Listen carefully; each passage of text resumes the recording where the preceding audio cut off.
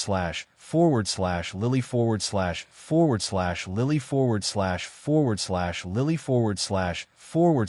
lily lee all 3 latest update /H3 Serious Maiden 7923 42 lily historical fiction 7923 42 slash Lily romance novel millet porridge 7923. 42 slash Lily Shinxia cultivation let me laugh 7923. 42 slash Lily fantasy scholar remnant cloud 7923. 42 slash Lily romance fiction Shu Qin 7923. 42 slash Lily romance novels Ines first heart 7923. 42 slash Lily urban novel fairy lotus 7923. 42 slash Lily city novel gone to the world 7923. 41 slash Lily urban novel Rue Wenjun 7923. 41 slash Lily science fiction talk to wine 7923. 41 slash Lily science fiction novel Wan Qing Douda 7923. 41 slash Lily fantasy novel Dongfeng Buhue 7923. 41 slash Lily historical novel Bibi Sauce 7923. 41 slash Lily romance novel Mr. Jiang 7923. 41 slash Lily historical novel Turning Bullet 7923. 41 slash Lily Xinxia cultivation Zhui Wuchen 7923. 41 slash Lily urban novel Lang Feng 7923. 41 slash Lily romance novel Shuang Shuang CS 7923. 41 slash Lily urban novel Z Fei Wu 7923. 41 slash Lily fantasy novel Wang Zai Lao Man 7923. 41 slash Lily historical novel Scarlet Moon 7923. 41 slash Lily urban novel V7923. 41 slash Lily online game novel Wind and Rain Shang Li Mo 7923. 41 slash Lily urban novel Fiao Salted Fish 7923. 41 slash Lily urban novel Shirqian 7923. 41 slash Lily fantasy novel Flawless Golden Peak 7923. 41 slash Lily urban novel Little Snow Ginseng 7923. 40 slash Lily urban novel Flying Brotherly 7923. 40 slash Lily historical novel Tingyu Hourglass 7923. 40 slash Lee slash Ul 3 popular novel slash H3 Ulla small class equals Strike Gray May West slash Smallum class equals S1 Romance slash M slash Lilla small class equals Strike Gray Old Mountain Temple slash Smallum class equals S1 Romance slash M slash Lilla small class equals Strike Gray Ascension slash Smallum class equals S1 Fantasy slash M slash Lilla small class equals Strike Gray Against the Heavens slash Smallum class equals S1 Fantasy slash M slash Lilla small class equals Strike Gray Yao Yao Sienner slash Smallum class equals S1 Romance slash M slash Lilla small class equals Strike Gray Falling Dust slash Smallum class equals S1 Science Fiction slash M slash Lilla small class equals Strike Gray One Thought slash Smallum class equals S1 Urban slash M slash Lilla small class equals Strike Gray Pin Genshin slash Smallum class equals S1 Urban slash M slash Lilla small class equals Strike Gray and Shaoling slash Smallum class equals S1 Romance slash M slash Lilla small class equals Strike Gray Nan Enin slash Smallum class equals S1 Romance slash M slash Lilla small class equals Strike Gray Dusty Life slash Smallum class equals S1 Romance slash M slash Lilla small class equals Strike Gray Books of Anhui Cuisine slash Smallum class equals S1 History slash M slash Lilla small class equals Strike Gray Gu Ranjin slash Smallum class equals S1 History slash M slash Lilla small class equals Strike Gray Lovesickness slash Smallum class equals S1 Fantasy slash M slash Lilla small class equals Strike Gray Third Young Master Tang slash Smallum class equals S1 Fantasy slash M slash Lee slash Ul 3 collection list slash H3 Eula small class equals Strike Gray Dusty Life slash Smallum class equals S1 romance slash M slash Lily small class equals strike gray silence slash small M class equals S1, romance slash M slash Lily small class equals strike gray old white bull slash small M class equals S1. History slash M slash Lily small class equals strike gray big sun slash small M class equals S1. City slash M slash Lily small class equals strike gray Chichinkuin slash small M class equals S1. Romance slash M slash Lily small class equals strike gray Xiao Xiao Shinger slash small M class equals S1 city slash M slash Lily small class equals strike gray 9 worlds first slash small M class equals S1.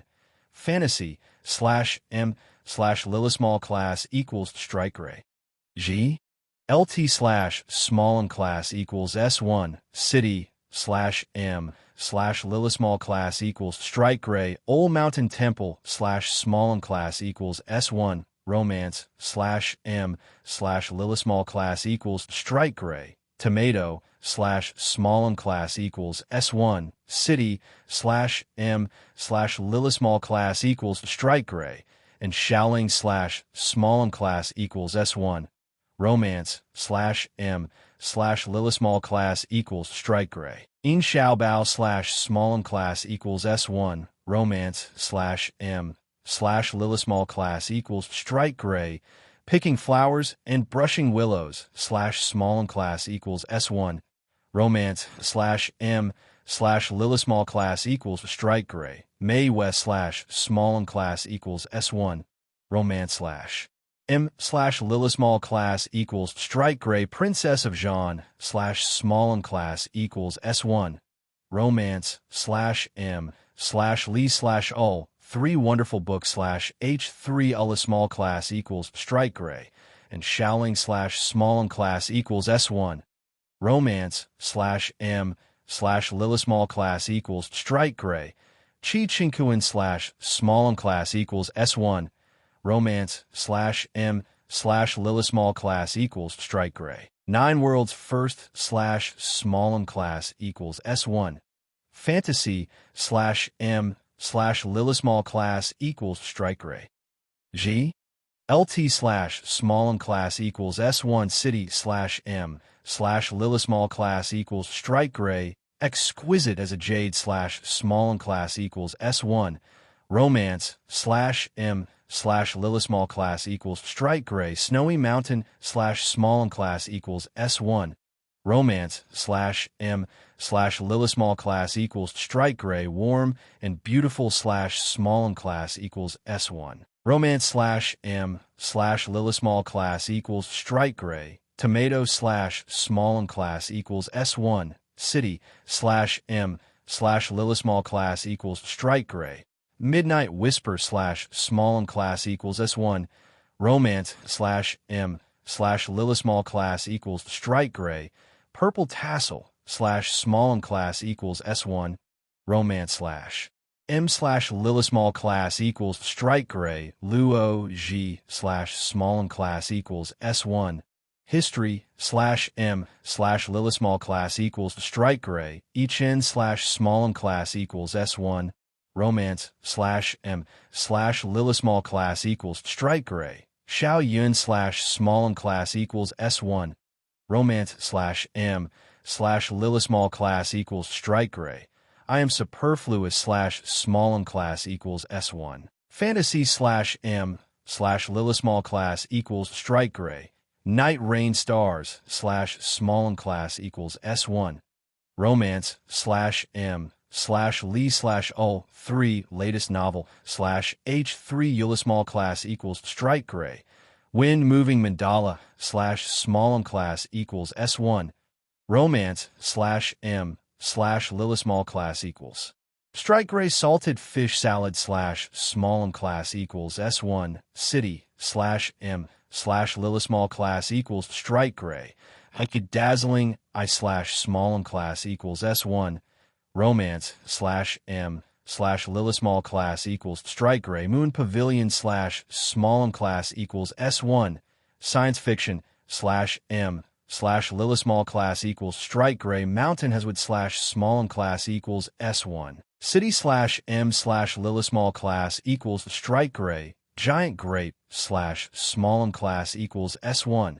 Science fiction slash M slash lila small class equals strike gray. Phone Wei Liang slash small and class equals S1. Romance slash M slash lila small class equals strike gray. Sway Hoju slash small and class equals S1.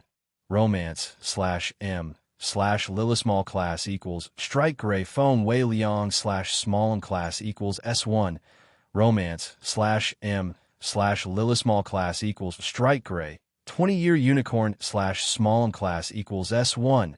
Science fiction slash M slash lila small class equals strike gray. I am a lord slash small and class equals S1. Science fiction slash M slash lila small class equals strike gray. Cloud rising peak slash small and class equals S1. Fantasy slash M slash lila small class equals strike gray. Disobedient slash small and class equals S1. Science fiction slash M slash lila small class equals strike gray. Clear T slash small and class equals S1. Romance slash M slash lila small class equals strike gray. 5 moxa slash small and class equals S1. Romance slash M slash lila small class equals strike gray. Xiao Xiaomei slash small and class equals S1. Romance slash M slash lila small class equals strike gray. Running heat slash small and class equals S1. Fantasy slash M slash lila small class equals strike gray. Easy me slash small and class equals S1. Science fiction slash M slash Li slash ul slash ul. Chapter 307. The title starts with ad. End of ad on Titlo 1 Chapter 347. One more person slash H1 A style equals color. Hashtag 00F. Ref equals 5668844. HTML. Next chapter slash add a ledger border equals 0 chart table border equals 0 align equals left chart table border equals 0 align equals left chart table border equals 0 align equals left trtd slash tar slash tabien. One chose a rather remote underground villa to carry out the stowaway. If he hadn't personally led the way, perhaps no one would have been able to find it accurately. My lord, I've already sent someone to wait over there. Once your companion arrives, she will be informed of his location. Yan Wing moved closer to Gunan and tried to curry favor with him. After making it clear that Gunan absolutely cannot be offended, Yan Wang accompanied Gunan and waited for a long time, but he still didn't come. In the end, Gunan grew impatient and asked him to lead the way. He in no return had agreed on a time, but he didn't expect the latter to not show up. He was most likely delayed by something. Gunan was very patient when it came to quests, but not when it came to other things, especially when an NPC stood him up. After all, No Return's existence was just a support. Having a helper was good, but not Gunan. If this mission required No Return, then he wouldn't have been so calm. He would have used all sorts of clues to find No Return's whereabouts. On the other side, Lu Xian, childish and immature, a Huan Fong Mei Zheng. Does the porcelain make a fuss first? Just hang? Fluttering strings?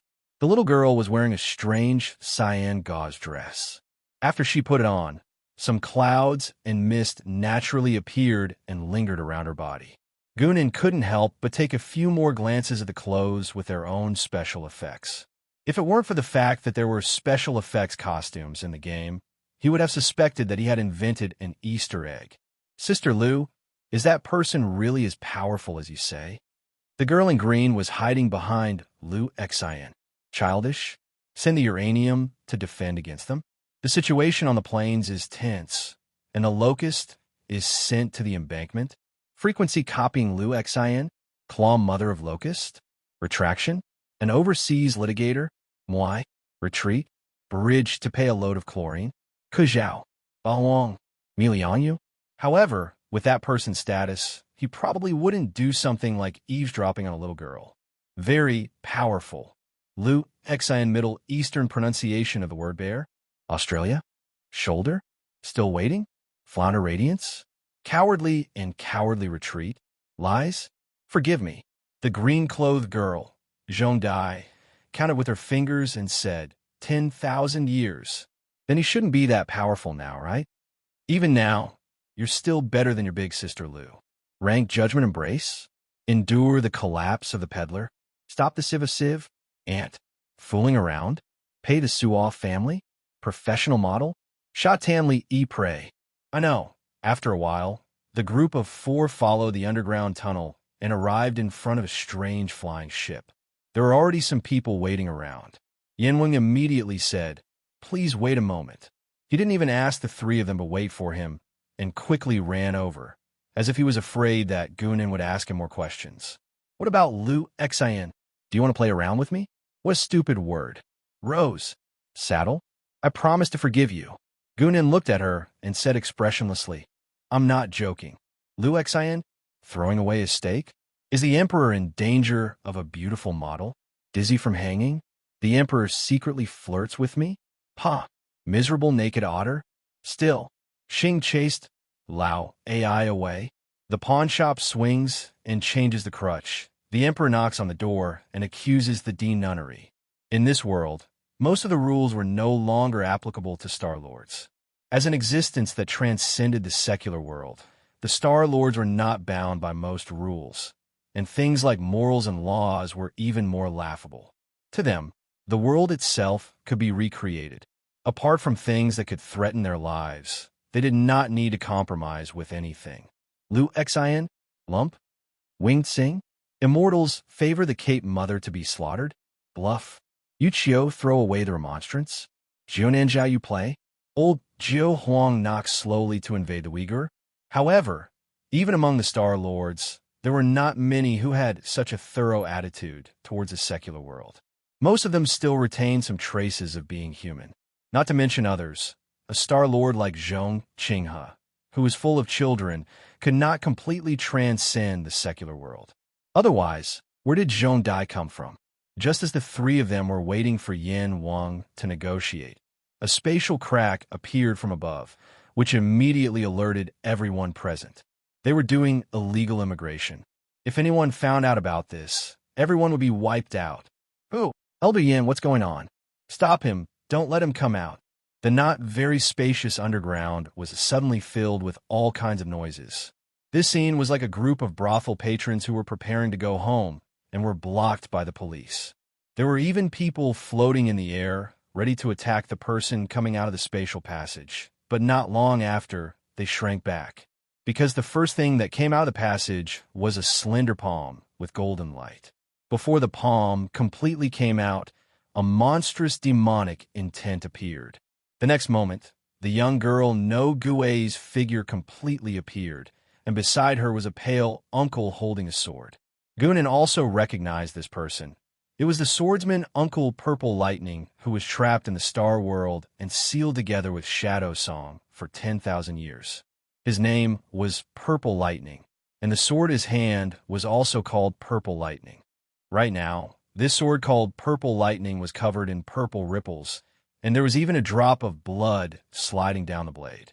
Looking at the shocking demonic intent of the young girl No Gui, it was obvious that she had just finished a big battle and had not had time to stop. Something happened. No Gui brought the injured Purple Lightning in front of Gunan and said, "Well, since you're here, let's go." Gunan glanced at her and didn't bother to ask what it was about. This person had been hanging out with Red recently. It was most likely that something happened to Shadow Song and Purple Lightning. No Gui pointed at Purple Lightning beside her and said, "We need to bring one more person." Sure. Gunan's expression was indifferent. He didn't mind bringing a few people over. In any case, if it was really necessary, he could abandon these teammates and leave at any time. At that time, losing one was losing two was also losing. There was no difference. He didn't mind, but Yin Wang, who had just walked up to them, was like a thunderbolt to his head. He had spent a lot of effort to persuade two people to give up their spots. How did another one appear in the blink of an eye? But he didn't dare to complain. He didn't recognize Gunan at first, but he recognized this person at first glance. The combination of Buddha and demon. This was the reincarnation of Buddha, who had risen to fame recently. Sir, this. Yin Wang's old face was bitter. He didn't know what to say. This was a stowaway, not a vacation. How could they just add people like this? Of course, he didn't dare say this to no Gue. He could only continue to persuade the other customers. Not long after, some of the people on the other side started to make a ruckus. You just told us to give up 2 spots, and now you want us to give up again? Old man Yin, don't push your luck. A girl with a beautiful face and a youthful aura had a face full of anger at this moment. Chapter 308. AD on the title begins. AD on the title, Eng 1 text chapter 348. I've done this dungeon before / H1 A style equals color. Hashtag 00F. Ref equals iml. Next chapter / add a villager border equals 0 table border equals 0 align equals left table border equals 0 align equals left table border equals 0 align equals left trtd /tr /table. Many people knew that Gu Nin had already become a Star Lord. After all, T. Luo sure had gone on a rampage once, and while the recent events in the Bone World had yet to spread, many people knew about them. As for young girl No Return's strength and background, not many people knew about it. Just as mentioned before, many people thought that she was a Star Lord with no Star Realm. Some people even thought that she hadn't become a Star Lord yet.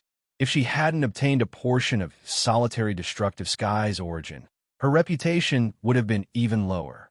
But even so, the person who dared to challenge No Return was clearly not an ordinary person. Yin Wang's face was full of worry, but he didn't dare to ask Gu Nan for help, so he could only try to persuade the people on the other side. Actually, Yin Wang didn't have many people to sneak in at a time. There were no more than 10 people at a time, and this time there were only 8. Other than Gu Nan's group, the people on the other side were split into 2 groups, with 3 people on each side, which corresponded to the remaining 6 people. Lu Xian, To Ovalhug, Yushan, Luoyu. Award side, Pu Tu Nobody Gather, Imperial Examination Carry Beard, Evenly Carry Boat Huani, Sui Xiu Xiu, Sister Pu Pi Gua, Yia, Luo, Gush Cover Bolts Dripping Forgive, Lu Xian, Choke Shoulder, Smoked, Toreya, Neck Hollow Grove Vulgar Broken Grave, Stand Upright, Waving XN resenting 4 Summer and Knocking Pure Wrench. Then she pointed at Yin Wang and said, those 2 groups of people, one is from the martial world, and the other should be from Tianfu. From a certain point of view, Gu Nan and No Return's level of contact was already too high, directly reaching the Star Lord level. For such small characters, why didn't Lu Xian? Questioning you. Gu Nan had some contact with the great martial arts world. Back then, there was a reincarnation mission of someone from there that passed through the Crescent World. Let's go. Seeing that everyone had arrived, Gu Nan had no intention of staying any longer. Lu Xian? Stagnant? Coward? Lie? Raining in the mountains? Huizheng sure. Johann Munmuge naturally had no objections. The few of them quickly arrived in front of the flying boat. Gu Nan patted Yin Wang's shoulder. Who has a problem? The young and beautiful girl in modern attire raised her head and said, even if you're strong, you still have to be reasonable, right? Don't you understand first come, first served? Her 2 companions stood behind her at the same time, looking over cautiously. Of course, most of them were looking at the young girl, No Return. The 3 of them were world breakers. After all, those who were willing to go to God's world were people who were confident in their own power. Even if the 3 of them could not fight against the reincarnated Buddha, they could at least stall for a while. In this special situation, even if the other party was a Star Lord, they had to compromise. After all, if things went out of control, no one would be able to board the boat. The girl was certain of this. After being stubborn for a while, she smiled and said, if you want one of us to give up, it's not impossible. At this point, her voice came to an abrupt halt. Under the weak light, her shadow on the ground suddenly appeared, becoming a few shadow tentacles that dragged her whole body into the shadow. The girl's life force, soul, and rules were all extinguished at the same time. It was as if all traces of her existence in the world had been completely erased. The faces of the 2 people behind her changed, but they felt a chill under their feet. The same shadow tentacles touched their backs, There are enough spots. Let's go, Gunan said to the people next to him. When the three of them were swallowed by the shadow, there were 3 more spots. Even the other group of people avoided the awkward situation of having one spot taken up. The whole place was silent. No return, Lu, Xin. Were they worth hot round ash? Rotten? Loose crotch? Turtle? Pu Tao? Morning dew? In his mind, he was already thinking about how to disassociate himself from the 3 people who had died. Only 2 people's gazes were fixed on Gu Nan from beginning to end. One of them was the little girl, Zhong Dai. She was not very experienced, so she did not think killing 3 people was a big deal. She thought this person was very strong. The other was Purple Lightning. His thoughts were a lot more complicated. When he first met Gu Nan, he was just an ordinary break-world person. Now, he was a Star Lord who shocked the sky. He knew that Gu Nan had advanced very quickly in his early years. He did not care about his level. Breaking through was as easy as eating and drinking. He did not expect that even the threshold of Star Lord could not stop him, no matter what Purple Lightning thought. The group finally stepped onto the flying ship. The flying ship broke through the dimension wall and entered the world of gods. It was a smooth process. In fact, temporarily breaking the dimension wall did not require any special secret technique. It only required a special substance. The people of the heavens called it the time crystal core. Using this special crystal core, breaking the dimension wall was not difficult. However, this kind of resource was very rare. It was usually controlled by the 13 heavens. Yin Wang had gotten one by chance, which was why he started this business. The world of gods. Gu Nan stood on the skeletons of the kingdom of the dead. Looking at the familiar scene, his eyes suddenly became distant. So, you are from the world of gods. No Return stood next to him. Her face looked surprised. She had seen Gu Nan become a world breaker. She did not think he was the reincarnation of Sky Demon. She was curious about Gu Nan's background. Now, seeing Gu Nan's "I'm back" expression, she finally knew who he was. He was a visitor from another world. Gu Nan did not argue with that. He smiled and said, "You can think of it that way." He felt a bit sad. If he had come here in the first place, his development would have been much smoother. Not long after, a young man in a long gray robe came running. He was probably here to welcome Lu Xin. He blew the dumpling until it was dead. "Misters, why don't you come with us to where we are staying? Cure the collapse of the Pan Block? And where's Kong Mao Ju? Sandro's grave." "Oh, this should be called the Holy Dead Grave," Gu Nan casually said. "Holy Dead Grave?" The young man next to him looked weird. "From what I know, the locations of the 3 holy lands are not fixed, and the Holy Dead Grave has 9 entrances. Even the real and fake ones are constantly changing."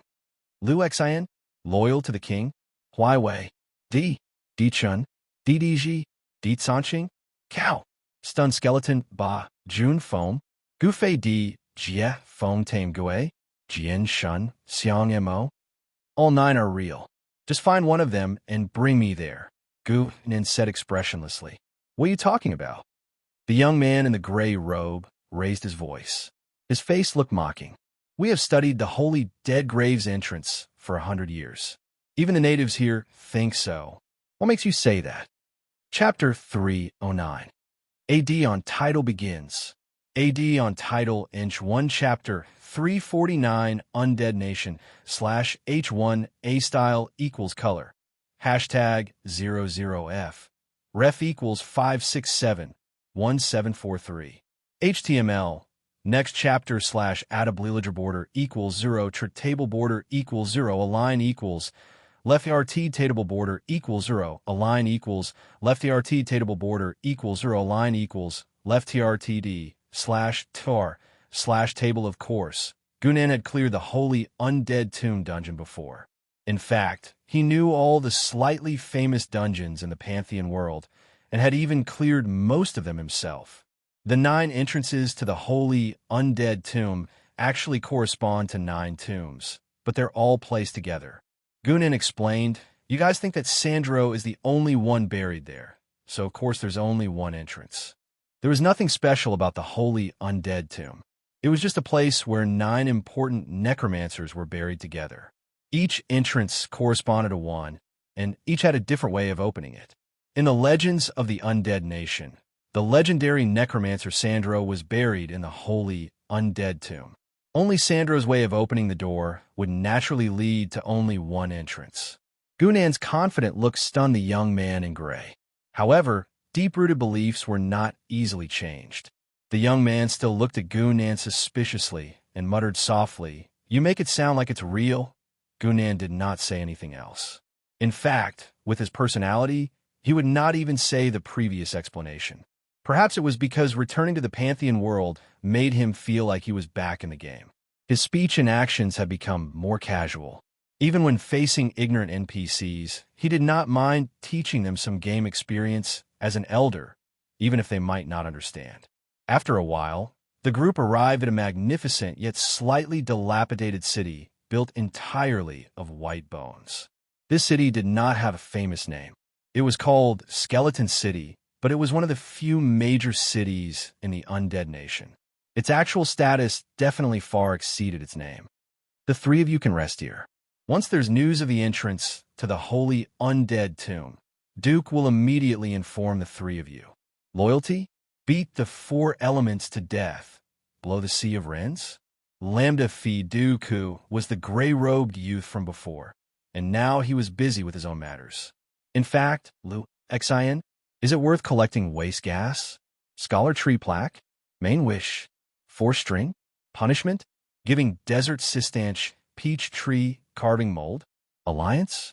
Fu Tua D, with a posthumous title? Kalu Xian? Throwing Oxum? Polypus? House Xuanxin A Truce IV? Play? Tai to Huanqi? Rebuke the crumbling bones of the nunnery. Remonstrating the Yulon Valet line to beat up Zheng? Occupy the Lu Ping, squander the Crooked Crook? Rock Cloud Slumber. Purple Lightning was a top break world person. Who knew when he would take that step and become a Star Lord? He was very sensitive to the strangeness of the world. Indeed, young lady No Return nodded. If you want to open a space rift here, ordinary break world people will have a hard time doing that. Even if it's me, I'm afraid there will be problems with spatial positioning. At this point, both of them turned to look at Gunan, as if they wanted to hear his opinion. Based on his understanding of the world of gods, he should have the most say in this. But Gunan had no intention of answering. Ever since Purple Lightning had mentioned space, his thoughts had been led astray, and he had entered into a comparison between the two worlds. Originally, Gunan had been looking for similarities between the world of gods and the game. He had found many similarities, such as the power systems, the Star Lords, and the gods. But when he actually came to the world of gods, which was extremely similar to the game, he realized that there were many differences between the two. The most typical difference was in the worldview.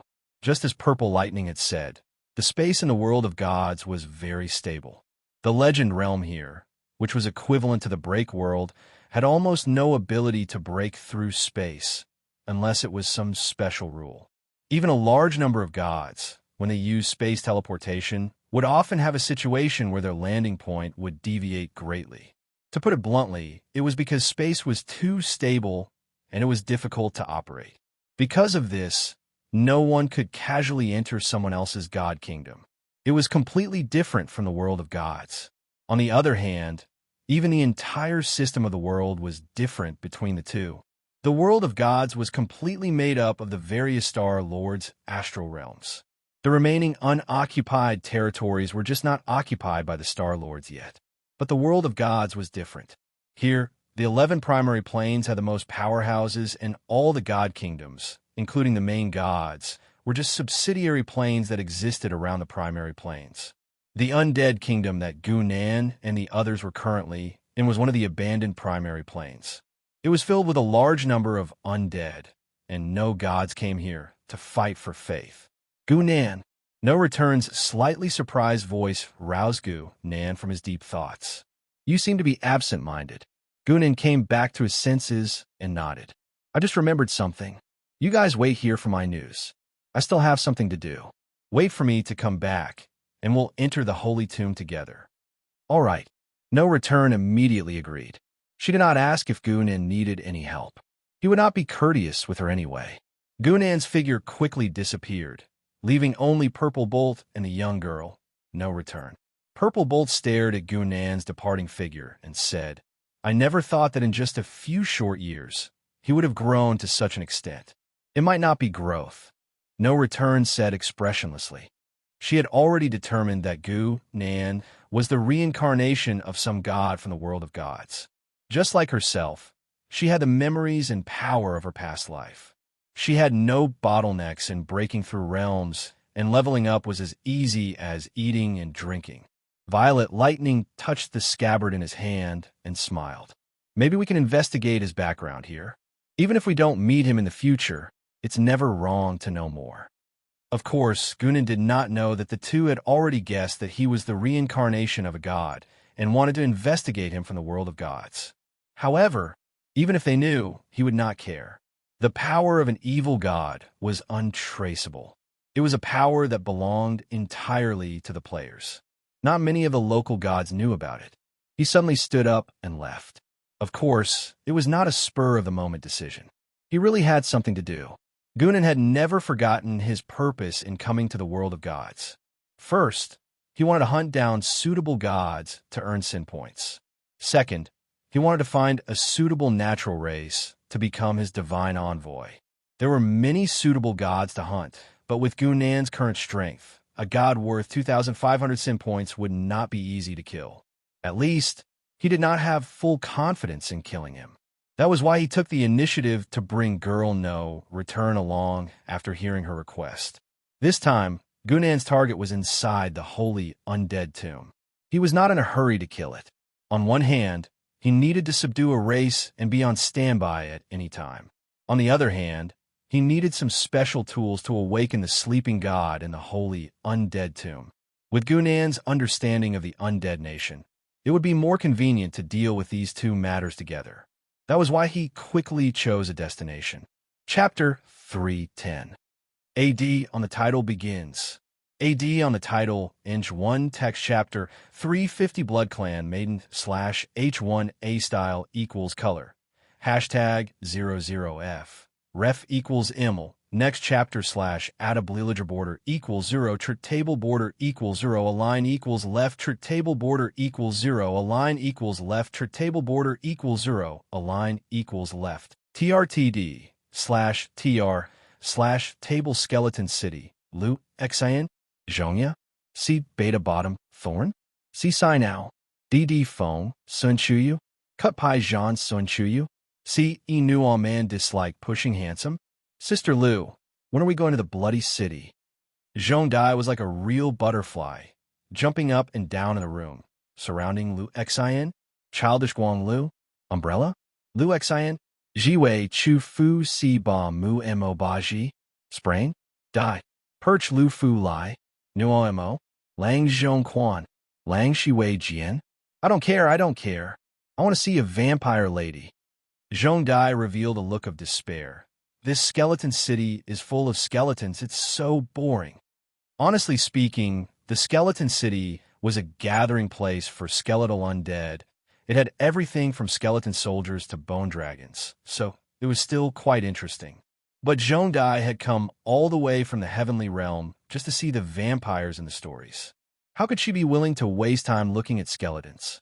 Little Zhong Dai was not old, but her strength was not weak either. She had steadily stepped into the ranks of extraordinaires, but she was still addicted to romance novels, especially vampire themes. However, just because he loved vampire-themed novels, he had specially smuggled himself into the Pantheon world to experience it. This was a little crazy. Lu Xian, to cure bolts and badgers? Cute and vulgar? Huang Fumushi, melancholic Sakura? Yuan, a Huang was low. Kill Suer, blazing main round section. My sword is broken. This is probably the Star Lord. Lu Xian, Huang Fu of the Loyal Barn? Serving the tatami cape, straw bad, Minshi, however, because of Zhong Qing's attitude. Lu Xian, planting OE, fat hug, get together to masturbate, benefits, touch weapons, and mediocrity, intruder. How about this? I'll have Duke take you around Sanguinary City. You have to be obedient, understand? Do you want to hug me with jealousy? I will be obedient. The little girl cheered excitedly. Gu-nen was already walking on the streets of Sanguinary City. This main city belonged to the Blood Clan and was one of the few bustling areas in the undead nation. No matter how gorgeous Skeleton City was, it still gave off a lifeless feeling. Sanguinary City was different. Scantily clad vampire girls, human girls kept in captivity by the Blood Clan, and necromancers wrapped in black robes could be seen everywhere. The undead nation obviously did not only have the undead. This was called an abandoned main plain because it was a desert of faith, not because it was truly abandoned. Sanguinary City was a gathering place for living beings in this plane. Even the necromancers with strange personalities were not all willing to soak in a pile of corpses. In comparison, powerful and good-looking servants like the Blood Clan were naturally more suitable. Gu-nen thought so too. After all, if they were looking for servants, the Blood Clan was undoubtedly a better choice. Pleasing to the eyes was one aspect, and their high speed and high attack characteristics were more suitable for conquering the Crescent World dungeon. At the same time, the Blood Clan also had fairly good regenerative abilities. Apart from their lack of defense and their fear of light, they were basically a weakened version of the body of an evil god. In Sanguinary City, there was only one clan of vampires with the surname Raymond, which was not quite the same as the legends of Gu-nen's previous life. However, the background story had never been what Gu-nen was interested in. He still clearly remembered how the mission of subduing the vampires would unfold, and that was enough. After a while, Gu-nen had already changed his clothes and was wandering the streets of Sanguinary City. He was wearing a long silver-gray windbreaker and riding a dark red nightmare beast with fiery hooves, like an unruly prodigal son. "Sir Knight, do you want to buy flowers?" A timid voice sounded in Gu-nen's ears. It was a girl in a short skirt with light makeup on her face. Her hands were empty, and she did not look like a flower seller at all, but she looked at Gu-nen expectantly. In Sanguinary City, buying and selling flowers did not refer to real flowers, but the blood of virgins. "What kind of flowers?" Gu-nen muttered inwardly, but said calmly on the surface. Sanguinary City had strict laws. Vampires were not allowed to drink the blood of strangers at will, but there were always vampires looking for excitement. Dressed like this, Gu-nen looked like a down-and-out vampire with a little money who could not afford to buy a high-grade blood thrall, so he could only come here to satisfy his cravings. When the girl heard Gu-nen's answer, her eyes lit up, and she said, "Copper flower, beast flower, ravishing flower, they all have them." This was still a folk code word, referring to humans, orcs, and half-elves respectively. "Do you have dead red flowers?" Gu-nen's cold voice sounded, slightly startling the girl. Dead red flowers were unique to the kingdom of the undead, and in this place, they specifically referred to vampire girls. Vampires could also drink other vampires, but doing so would not satisfy their bodies. It was purely for the pleasure of drinking. To put it simply, drinking blood was like eating, a physiological need for vampires. Drinking other vampires was like taking drugs. It could bring extra pleasure, but it was a taboo. The flower seller looked at Gu-nen with a strange gaze. A small investor like her did not look like she would have something as high-grade as dead red flowers. Why would he ask such a question? But the greed in her heart made her have no time to think too much, because coincidentally, she really did have a dead red flower in her hands. In the dark room, Gu-nen sat alone at the side. In front of him was a messy bed. Knock, knock, knock. A knock that was neither light nor heavy came from the door, showing that the visitor was well-educated. But the last two knocks were a little hurried, revealing the nervousness in her heart. "Come in." As Gu-nen's voice sounded, a girl in a long black dress walked in. Her white undershirt could be seen under the chiffon material. "Sir." The girl in the black dress bowed respectfully, trying to make herself look less nervous. "You can call me Shauna. That's your name, isn't it?" Gu-nen smiled and said softly, Who are you?" Shauna only felt a chill on her back. Her original nervousness exploded, and even her voice was a little shaky. He actually knew her identity. Could it be that the family found out about her actions and sent him to punish her? "Don't be nervous. As you can see, I'm a prophet, Gunan said with a smile. You seem to be in need of money, so you sneaked out, hoping to raise money by becoming a blood meal? Shauna's eyes were a little cold and vigilant. She said softly, yes. There was indeed a prophet in the world, but Shauna could not believe him at all. Your parents were killed, and you want revenge? You want to become the greatest vampire in the world and rule the bloody city? Enough, Shauna interrupted coldly. I don't know where you found out about my identity and past, but don't try to play tricks on me like this. Gunan showed a non-committal expression, but the faint smile on his face did not change. Your brother will make his move soon. Before the blood club opens, I will go find you. Shauna just stared at him fiercely, got up, and quickly walked out of the room. Gunan also walked out after her. The flower seller girl was guarding the door. The red flower was such a high price, she could not ignore it. So fast. She looked at Gunan in confusion. The latter did not seem to have any blood at the corner of his mouth. Pay up when you're done. Don't deny it. After saying this, the figures of a few men walked out from behind her. Each of them had a scimitar on their waist. They were the famous drow swordsmen of the underground world. In this kind of narrow terrain, the drow swordsmen could exert 200% of their combat power. Okay, Gunan smiled and nodded. The next moment, a few shadows jumped out from the ground and instantly drowned them, including the flower seller. Chapter 311. Start of the title. End of the Titla 1 text chapter 351 Zhong Dai's hobbies / H1 style equals color. Hashtag 00F. Ref equals iml. Next chapter / add border equals 0 table border equals 0 align equals left table border equals 0 align equals left table border equals 0 align equals left trtd / tar / table Shauna. The vampire girl. This was a famous chain quest in his past life. As long as it was completed well, players would have the chance to take complete control of the Raymond clan and even the entire bloody city. In the game, almost every large territory would have some sort of clue in the form of a chain quest, which would pique the player's interest and slowly conquer it. If not for this sort of storyline clue, the players would probably choose to massacre the entire city.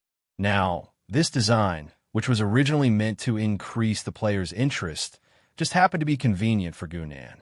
Shauna's clue was the easiest to control the vampire clan out of all the clues in the bloody city. But it wasn't easy to interfere with the entire bloody city. However, Gunan's goal was to take control of the Raymond clan, so he had no interest in the bloody city.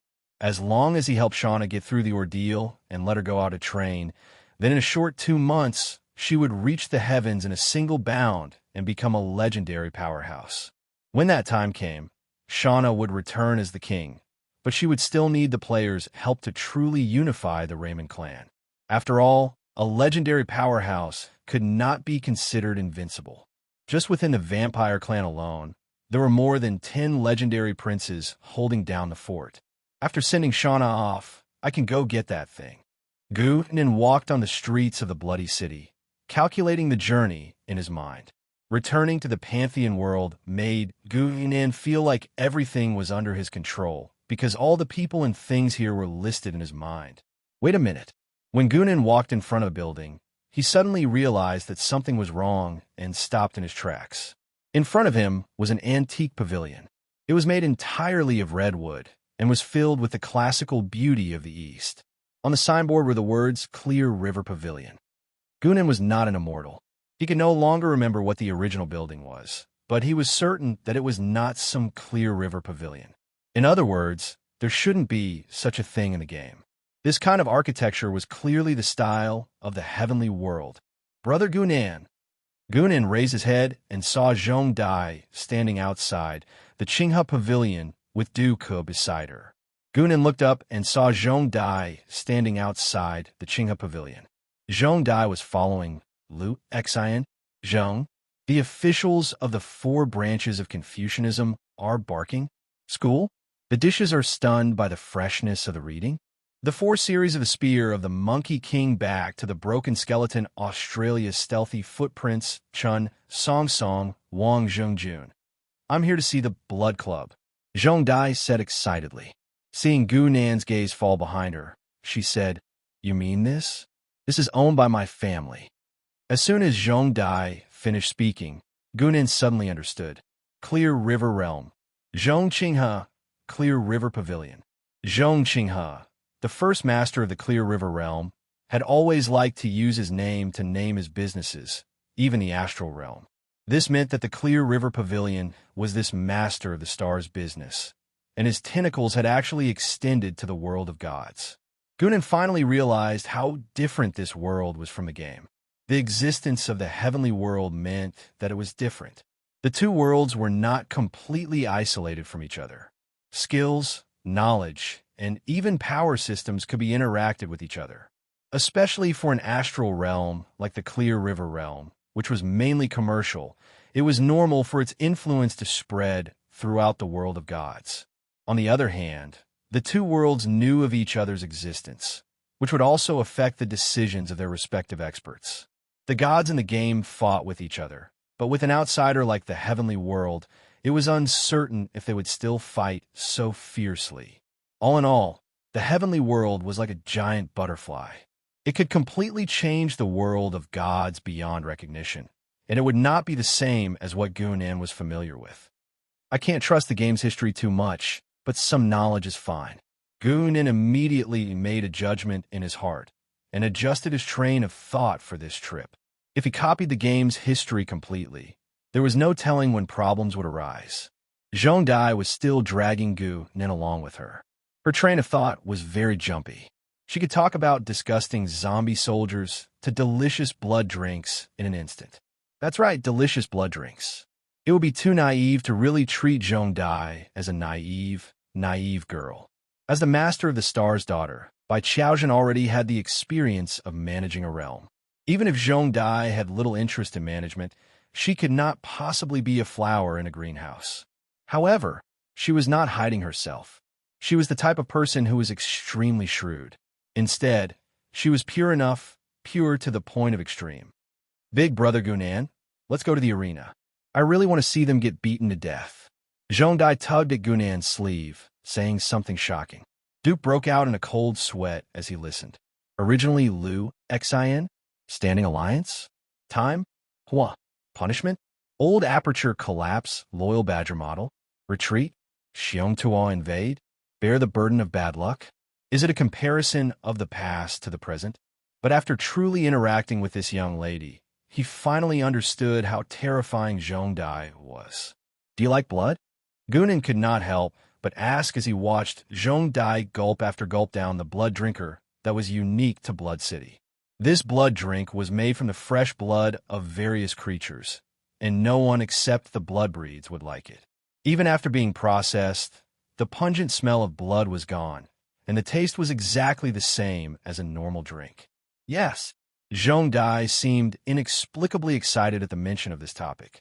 Of course, she had been excited ever since she came to Blood City. I've liked blood since I was very young, but bleeding hurts, so watching others bleed is the best. Zhong Dai said with an innocent smile on her face. When she said these words, she was completely sincere. She agreed with her own words from the bottom of her heart. A blood fetishist who did not want to bleed because of the pain and liked to watch others bleed, Gunan had already determined her position in his heart. Apart from her unique hobby of liking blood, Zhong Dai was indeed a young girl who had not experienced much of the world. She did not even have much vigilance against strangers. He had to wait for the blood club to open, and the item could only be taken after Shauna left. Gunan was in a state of leisure for the time being, so he did not mind going with Zhong Dai. On the other hand, he also wanted to see what would happen when the guests from the Heavenly Worlds entered the original game plot. And the arena in Blood City just happened to have a plot that was suitable to trigger. All right, and so Gunan nodded. Zhong Dai smiled until her eyes narrowed. She was naive, but that did not mean she knew nothing about power. She was also willing to get close to a very powerful big brother like Gunan. Moreover, whether her trip to the world of gods could be successful depended on him. Zhong Dai's gaze shifted to Duke. Duke understood her meaning and hurriedly said, "If you're talking about the arena..." Chapter 3:12. The Central Arena was the most important arena in name, but it was only one of the 3 major arenas in Sanguinary City. Due to poor management, the central arena was already in a declining state. It was constantly being chased by two up-and-coming stars and could be thrown out of the big three ranks at any time. But it was also because of this that the central arena began to prepare more and more shameless programs in order to attract more customers. The degree of gore far exceeded that of its peers. Over time, the Central Gladiator Arena really did find a new way of doing things. At this point, not only were the arenas filled with all kinds of blood and violence, but there were also many spectators fighting below the stage. However, the arena officials deliberately stopped this and tacitly approved of this behavior. They even secretly spread rumors that their arena was a men's battlefield. Gunnan's group had just arrived at the entrance when a burly man fell heavily in front of them. There was a large wound on his abdomen from which blood was gushing out continuously. Interested, Gunnan's expression didn't change in the slightest as he turned to Zhong Dai and asked. Zhong Dai shook her head with a look of disdain. I only like beautiful big sisters, preferably virgins. Oh, then your hobby is indeed a bit similar to the vampires. Gunnan nodded. Disliking men and only liking the blood of young virgins was one of the characteristics of the vampires. Gunnan stepped over the burly man's body at a moderate pace. A number of people rushed out from the arena's entrance and pointed behind Gunnan. There! Chop him to death. These people each held an axe in their hands. Their faces were ferocious, and there were obvious bloodstains on the axe's blades. Zhong Dai and Duke, who were a step behind, happened to be walking beside the fallen man. Duke's face was pale from fright, but little Zhong Dai was watching with great interest. Let's go. Gunnan's calm voice rang out as he gestured for the two to continue forward. But Duke glanced at the menacing axemen and was afraid that they would chop him and Zhong Dai down if they continued forward. However, what surprised him was that when the axemen passed by him, they did not even raise their heads and directly chopped at the big man on the ground. They only stood up abruptly when the burly man was slashed to the point of being badly mutilated and almost turned into minced meat, and they bowed to Gunnan's group of three in unison. Welcome to the Central Arena. Duke was stunned, but Gunnan came back and patted little Zhong Dai's head. This is a reserved program of the Central Gladiator Arena. It is performed dozens of times a day. So it's a performance. Duke heaved a sigh of relief and smiled. Although he had been in the Undead Kingdom for more than a decade, it was his first time coming to Bloody City. He usually worked in Skeleton City, but it looked so realistic. Little Zhong Dai looked carefully at the meat paste on the ground and even poked it with a twig. Of course it's realistic. Gunnan laughed, because this person was really hacked to death. The realistic performance at the entrance of the Central Gladiator Arena probably scared the poor Duke. He followed behind Zhong Dai with a pale face. Little Zhong Dai, however, did not seem to feel anything. She was indifferent to all violence and blood and did not feel any sympathy for the loss of life. What are you doing in Bloody City? To join the Blood Club, of course. Oh, you want to be bitten and turned into a vampire? Yes. Zhong Dai smiled until her eyes were squinted. Then I can drink blood justifiably. I heard that drinking blood is very comfortable. Is that true? It's true. Gunnan nodded seriously. Little Zhong Dai smiled even more happily. She did not ask how Gunnan knew and just looked at the arena below with a smile. There was a werewolf fighting with a human on the arena. The werewolf's head had been cut in half, but he was still fighting with all his might. The human opponent was constantly teasing him, slashing him again and again, leaving scars on his body. While attacking his opponent, the human was still waving his hands at the audience. It should be said that he was doing this mainly for the audience to see. They're too ugly. However, the scene of blood splattering everywhere did not seem to interest Zhong Dai. There are also blood-breed gladiators here. Only you can afford them, Gunnan said with a smile. Zhong Dai's eyes immediately lit up. She turned to look at Duke, but the latter had a bitter smile on his face. Outside the gates of Bloody City, a black-robed man slowly appeared and walked to a dark corner. The target is in the Central Gladiator Arena. The black-robed man's voice traveled into the corner and seemed to echo far away. After a long time, A reply came from the dark corner. There is a legend in the gladiator arena. Change of plan. Change to assassination. Yes. The black-robed man was silent for a while, then said, "May I ask which legend it is, my lord?" An outsider. In the middle of the arena, a man and a woman of the blood tribe were standing in the arena, looking at each other with obvious worry in their eyes. "Fight faster. Fight faster. You two damn vampires, hurry up and fight. Blood-sucking monsters, what a waste of time." The two of them stood opposite each other on the arena, but they did not make a move. This already caused the audience below the arena to be very dissatisfied, and they all started shouting. "That's right, fight faster." Little Jeanne d'Arc was also shouting loudly. Her face had a fanatical expression, as if she was the most infatuated fan. However, there was probably no celebrity who would like to have a fan like her, a fan who could kill one's life. Little Jeanne d'Arc, who was in the midst of her excitement, did not notice that a man and a woman were walking over quickly. "Jeanne d'Arc, is this what you mean by liking the blood breed? Lu xin, Suna, Gu, Chu, Si Hu, Ju Suo, Ju Ao Shu." Duke hurriedly stood up and revealed a relieved smile. "Miss Lu, you're finally here." His emotions were not fake. During this period of time, he had been tortured by the duo of Gunan and Jeanne d'Arc to the point of insanity. It was also because of this that he had secretly contacted Lu xin, Zhang, M. Chuang. Bei Suo Ke Nei Long. Jeanne d'Arc's voice stopped abruptly. She was like a well-behaved girl who had gone out to a bar one day and was suddenly bumped into by her family. She put her hands behind her back guiltily and said, "I'd just like to see vampires fight. Big Brother Gunan, save me."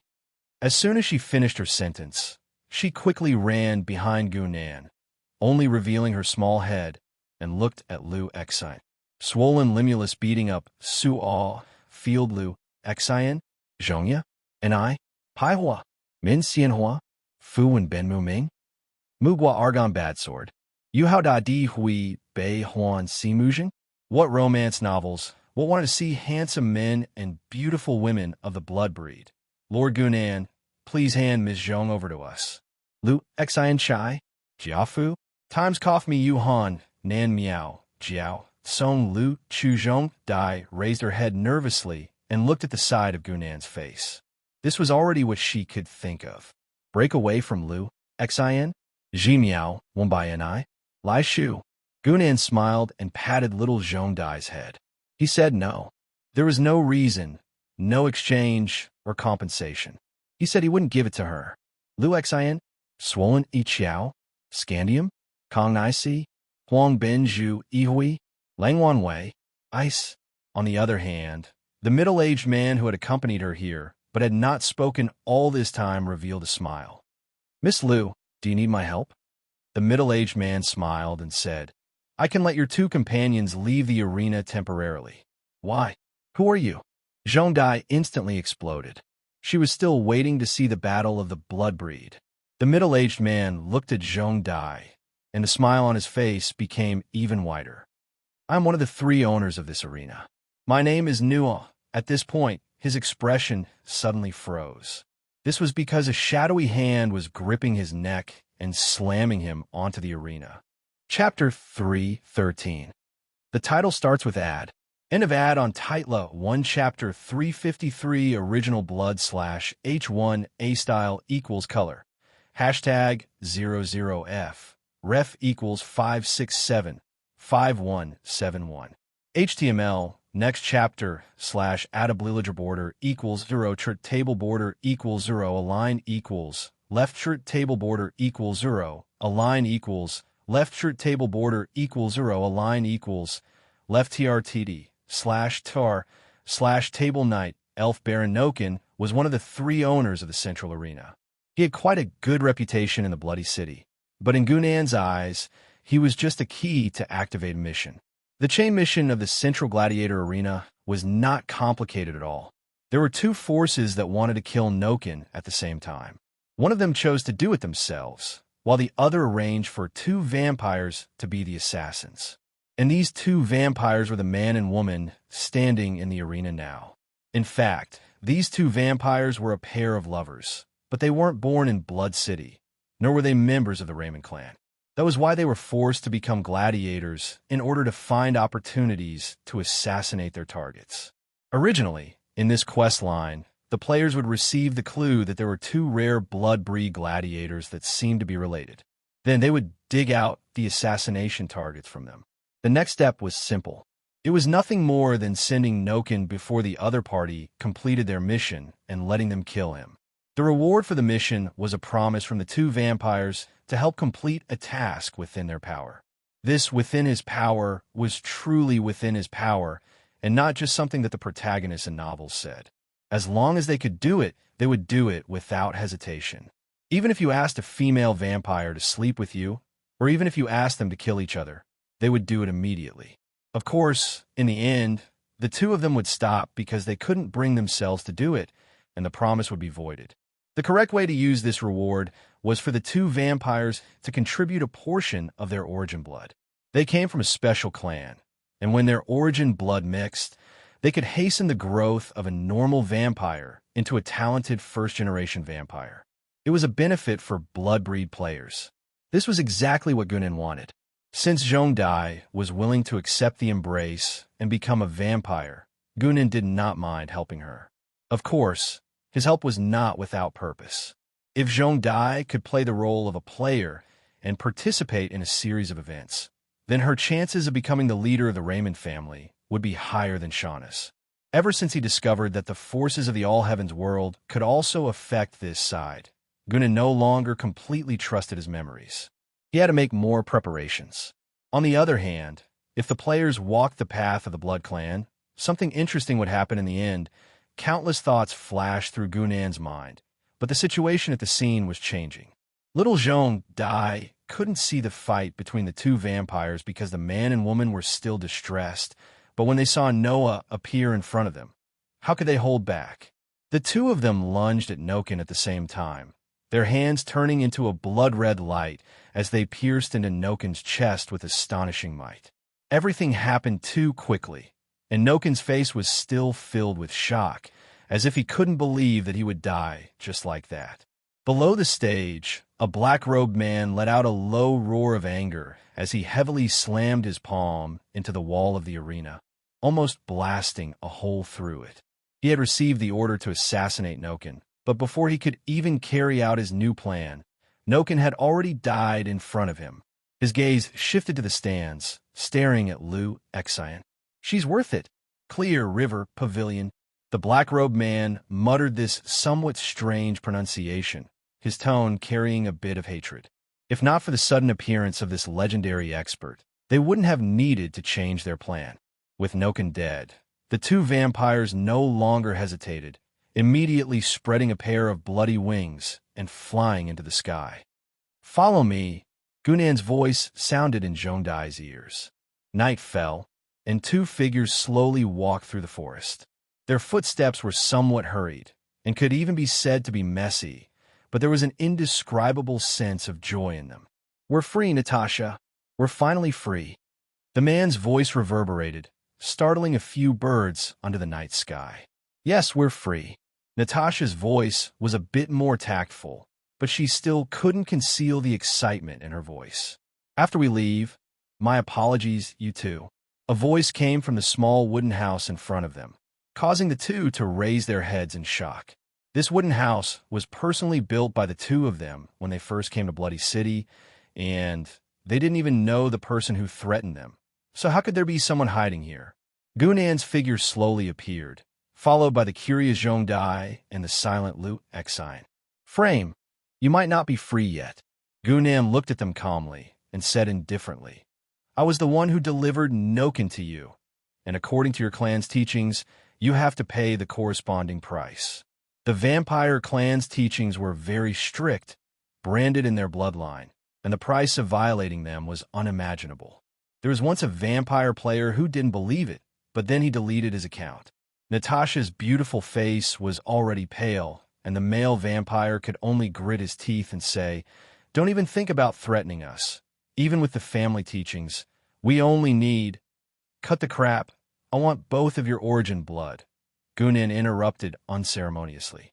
The two's expressions stiffened, and they couldn't help but look at each other. The price of origin blood wasn't completely unacceptable, even though it was also incomparably precious, but compared to freedom. Okay. Natasha nodded first. Moments later, the two figures had already left, and a bottle of pale golden liquid appeared in Gunan's hand. Is this bottle of blood useful? Zhong Dai stared at the bottle in Gunan's hand and revealed a simple and honest smile. How about I drink it? I'm so thirsty. There was a mysterious smile on Gunan's face, and he said, if you can successfully accept the embrace, I'll give it to you. It's a deal. Zhong Dai quickly said. The purpose of her trip was to join the blood club and accept the embrace. This was a treasure for free. Absolutely not. Zizong dumpling sucking toad? Nyo? Gunan slowly turned his head and looked at her with interest, but he didn't seem to have any intention of doing anything. His gaze made Lu Xian. What's going on? Old Chong, coup value, withered skeleton, father's embrace? What about withered manganese invasion? What do you man by Zizi? Sure, Junshi originally thought that Zhong Dai was just curious and wanted to see what a blood descendant looked like, and also take a look at the blood club. Who would have thought that she wanted to turn herself into a blood descendant? What's wrong with being a blood descendant? Zhong Dai retorted. Lu Xian, Biopisin Pa Chong, Wua, and I knew all bone disintegration, Amine, Qiao, Jianbo, for washes of clay and clay to play with, Kai Qiao Dai. Chapter 314. AD on the title begins. AD on the title, Eng 1 Body Volume Chapter 354 with umbrella /H1 A style equals color. Hashtag 00F. Ref equals iml. Next chapter /add border equals 0. Table border equals 0. Align equals left. Table border equals 0. Align equals left. Table border equals 0. Align equals left. TRTD/TR/table goo. Nin answer crisply. Let Lu Xian, Zhong Buluan fish, school. Only then did she remember that there had always been rumors in the world that this person in front of her was the reincarnation of a heavenly demon. Could it be true? But she quickly shook her head. Now wasn't the time to be concerned about Gunan's background. She had to persuade Zhong Dai to change her mind. Vampires were a despicable race. Outside the wooden hut, Gunan just watched the two women argue all the way. He didn't come out to mediate or persuade them to fight. He wanted to see if Zhong Dai's willpower was firm, and if she had enough willpower to complete his plan and scout the way for him. This arrangement on Zhong Dai had nothing to do with the mission itself. It was a backup plan he had prepared for the mission, and, at the same time, an experiment. He wanted to try and make an NPC that originally didn't exist in the game play the role of a player. To achieve this, the NPC's worldview couldn't be too close to the mundane world. A real player definitely couldn't be found. It was already pretty good to have someone as simple and stubborn as Zhong Dai. Inside the blood club, a man with pale skin that seemed slightly sickly said with a smile, "You can rest assured, Miss Lu." Pausing for a moment, the man took a sip of the red liquid in the cup. "Since you've already found us, the person you speak of will definitely not pass the test. Then I'll leave it to you, Mr. Stanton." Lu Xian? Frozen bream? Flickering silk flattery? Collapse? Father's evil son's arrogant moat plotting convergence? A gap in exchange for a rising seductress? Copy. Lu Xian? Sincere remonstrance billowed, neon rushing forth. The common emperor choked, seeing rapier, is praying Amine, strangling Jian. However, from the results of her inquiries, this Stanton in front of her had a pretty good reputation. Although they were greedy, they wouldn't refuse to work for money. For the Clear River Pavilion, anything that could be settled with money was not a big deal. The two of them chatted happily, but it was not the opening day of the Blood Club yet. Lu Xian, loyal to the ruler, exuberant and sentimental. She left very quickly, and Duke was already waiting for her at the door. "Miss Lu," with Stanton manipulating things from the inside, "we can rest assured." Stanton was one of the preliminary examiners for this assessment. It was not easy to guarantee that someone would be selected, but it was not difficult to eliminate someone. "It's not enough." Hastily returned to the fleet. "Harrow, It was swollen and painful. In the blink of an eye, nearly half a month had passed. This was the opening day of the Blood Club, the day the Raymond clan openly recruited new descendants. Today was also a special day for the Redmond clansmen who had become vampires. A portion of them would have their Redmond surname erased. For a clan, the number of clansmen with surnames was always fixed. Every year, the number of people who joined would be kicked out. Of course, these newly recruited clansmen also had the risk of having their surnames erased, and vampires who lost their surnames were even more miserable. They would never be able to recover their identity. Vampires who had their surnames stripped were equivalent to losing their political power. They could no longer hold any position in the clan, nor could they obtain any resources. Shauna sat in front of the round table. Her long golden hair was a bit messy, and her expression was haggard. She seemed to be greatly troubled. Naturally, she was very troubled because she was on the list of those whose surnames would be erased today. Because she had been discovered to have gone out without permission and wanted to become a blood thrall to earn money, she was considered to have tarnished the clan's glory and was unworthy of being a vampire descendant. What should I do? These 4 words echoed in Shauna's mind. Actually, she still had one last method, but she was unwilling to think about it, leaving Blood City and becoming a vagrant vampire. Losing the dignity and status of a noble and becoming a vagrant. This was normally unimaginable, but now there was a sliver of possibility. Compared to losing even her surname, becoming a vagrant at least had some leeway. But first, you must be able to escape. Gunnan's voice rang directly beside Shauna's ear, as if he had completely seen through her thoughts. His words were sharp and piercing. "It's you." Shauna suddenly stood up and quickly rushed in front of Gunnan. She would never forget this face. If it weren't for him, she wouldn't have been discovered by the clan and wouldn't have ended up like this. "Do you still not understand?" Gunnan smiled and said, "Your dear brother has been watching you for a long time. As long as you receive a customer, no matter what the result is, I will definitely stand here." Shauna's quest line was triggered by buying flowers. If the players didn't try, she wouldn't be bought. The reason was very simple. Other than bored players, no one would ask a flower girl on the street if she had something as advanced as a dead red flower. This was as unreliable as someone asking you, "Big bro, do you want to play?" and you replying, "How much is sister chilling?" Shauna's delicate face was deathly pale. After a long silence, she finally opened her mouth and said, "How can you help me? What do I need to pay?" Her thoughts were very clear.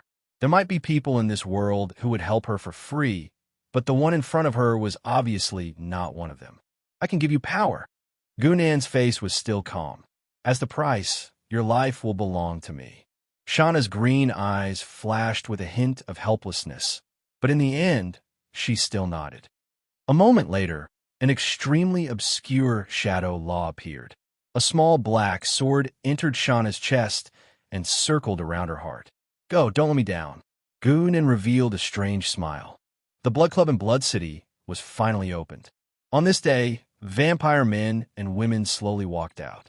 The men were handsome, the women were beautiful. Just from their looks, vampires were indeed one of the races blessed by the heavens. "Ladies and gentlemen," a male vampire stood on a high platform and said to the people below, "In this year's Blood Club, there will be 10 lucky ones who have the honor of joining the noble Raymond clan." "Oh, sorry." He paused and said again, "I just received news that a despicable clansman chose to defect.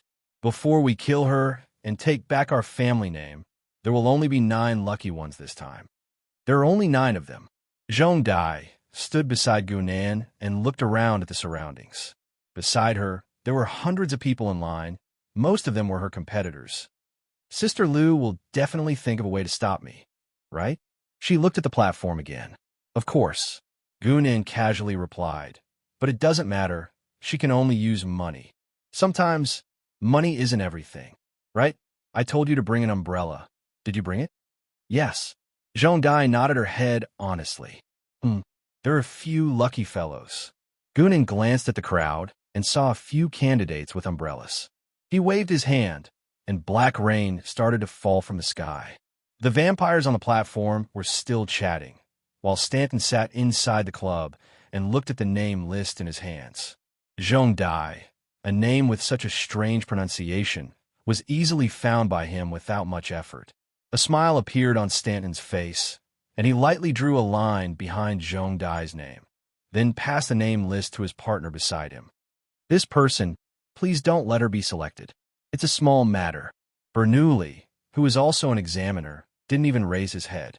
After glancing at the name, he casually replied, "They did things like this countless times every year, so of course they wouldn't reject their partner's request." Stanton smiled slightly and didn't say anything else. There were too many aspects involved in the assessment of the descendants of vampires, so the examiner's subjective factors had a huge impact, giving the examiners a chance to make a move. Examiners like Stanton and the others were fine, but the final selection was the real lucrative job. The nonsense outside should be over by now, right? Why hasn't anyone come in yet? Stanton raised his head in dissatisfaction and raised his voice. Very quickly, a servant ran over in a hurry, sweating profusely. "Sirs, it's raining outside." "Raining?" Bernoulli raised his head in confusion. "What does the rain have to do with our assessment?" It's the rain of corrosion. "I don't know why, but it shouldn't rain at this time of year," the servant stuttered. As long as it was a living person, all of them turned into white bones. Of our examinees, only 4 survived. Stanton's mind went blank, and he asked subconsciously, how did these 4 survive? Chapter 315. Start of ad on the title. End of ad on the title. 1 Chapter 355 blood food / H1 style equals color. Hashtag 00F. Ref equals 5677129. HTML. Next chapter / add a Bollinger border equals 0 foot table border equals 0 align equals left table border equals 0 align equals left table border equals 0 align equals left trtd /tar /table. The sky above the Blood City suddenly started to rain corrosive rain. This was out of everyone's expectations. The corrosive rain was a special natural phenomenon. Its effect was completely targeted at living creatures. Living creatures without fresh flesh and blood, or dead objects such as walls and trees, would not be affected. When living creatures came into contact with this rain, their souls would rot along with their flesh and blood. However, undead creatures like the skeleton soldiers were not afraid at all. Unfortunately, the people who came to the Blood Club today to receive the embrace were definitely not undead creatures. In the kingdom of the undead, the corrosive rain was not a strange thing. Many flying undead creatures could cause this phenomenon. If one was unlucky, a skeleton dragon flying above and sneezing could also cause a corrosive rain. Of course, even ordinary people would be able to resist such a degree of corrosion. The body's ability to regulate itself was enough to resist the corrosion. However, today's corrosive rain was so strong that even a rank 3 being would be annihilated with just a touch. This was clearly the full power of a legend rank powerhouse. "Bring the remaining 4 in," Bernoulli said coldly as he looked at the mess outside the Blood Club with a gloomy face.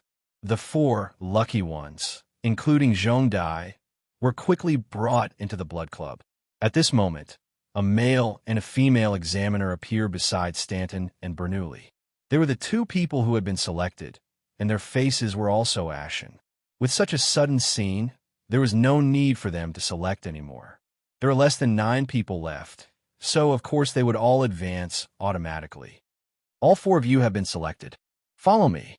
Bernoulli sighed and spoke first. Stanton's gaze fell on Zhong Dai. He obviously recognized her face, but in the end, he did not say anything and allowed Bernoulli to take her away. "I don't want the money anymore. I'll treat it as if I've never seen you. Hurry up and scram." Stanton glared at Liu Xian angrily. "Zhong? File feed Liu Xian?